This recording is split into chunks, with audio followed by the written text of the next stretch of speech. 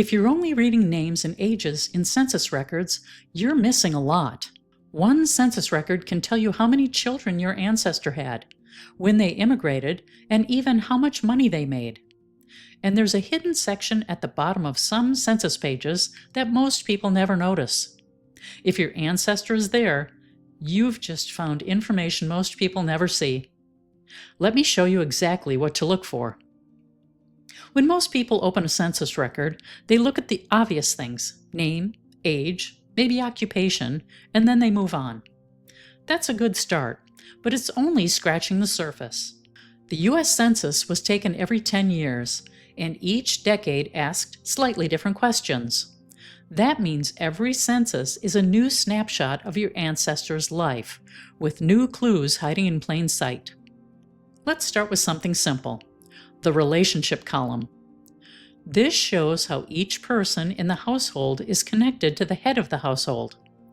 It sounds straightforward, but this is where you can catch mistakes. You might find a mother-in-law living in the home, which can lead you to a maiden name. Or you might see a boarder who later turns out to be a relative. These small details can change your entire direction. Now let's take a closer look at the home itself. In some census years, you can see whether your ancestor owned or rented their home, and sometimes even the value of that home. That alone tells you a lot. Were they stable? Did they move often? Were they living on a farm?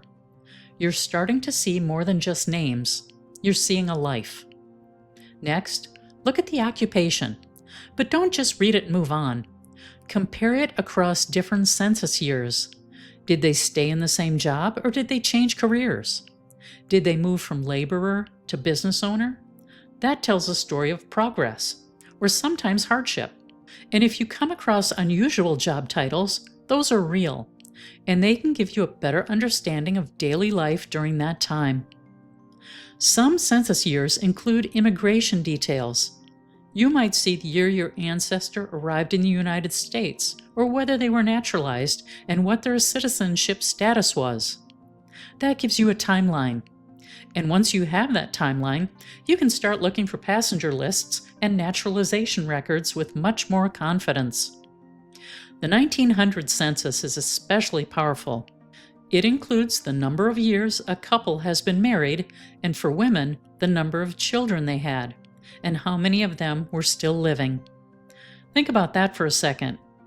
That means you could discover children who never show up in other records. That's the kind of detail that can completely change your research. And then there's something most people completely overlook.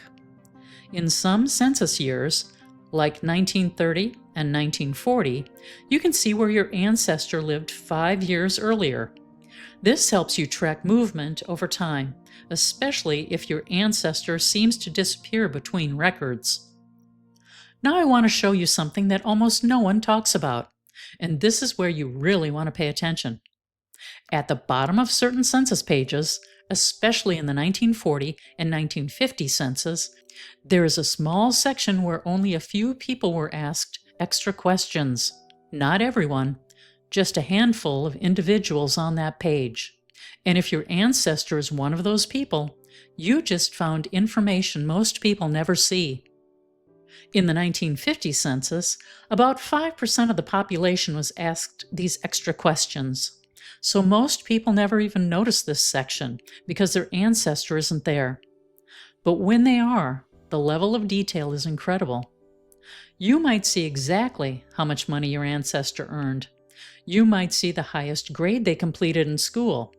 You might see detailed information about their job, not just their title, but the kind of work they actually did. If they served in the military, this is often where it shows up. And for women, you may see the total number of children they had over a lifetime. Now imagine combining that with everything else you found. You're just not building a family tree, you're building a real story. So here's how I want you to use this. The next time you open a census record, slow down. Don't just read across the row and move on. Look at every column. Then scroll all the way down to the bottom of the page. Even if your ancestor is not part of this section, look at who is. Sometimes neighbors or extended family are listed on the same page, and their details can still give you clues. And here's one more tip that can make a big difference. Always compare multiple census years side by side. Don't rely on just one. Ages can be wrong. Names can be misspelled. But when you line up 1900, 1910, 1920, and beyond, you start to see patterns. And patterns are what lead to confident research. Census records are some of the easiest records to find, but they are also some of the most misunderstood. Most people stop too soon. They miss the details. They miss the story. So the next time you open a census record, take a second look, because the information you need might already be there. You just haven't noticed it yet. If this helped you see census records a little differently, the next step is knowing how to avoid the biggest mistakes beginners make. I'll link that video right here. It's the perfect one to watch next. Well, that's it for today. Thank you for watching. Good luck with your research, and I'll see you in the next one.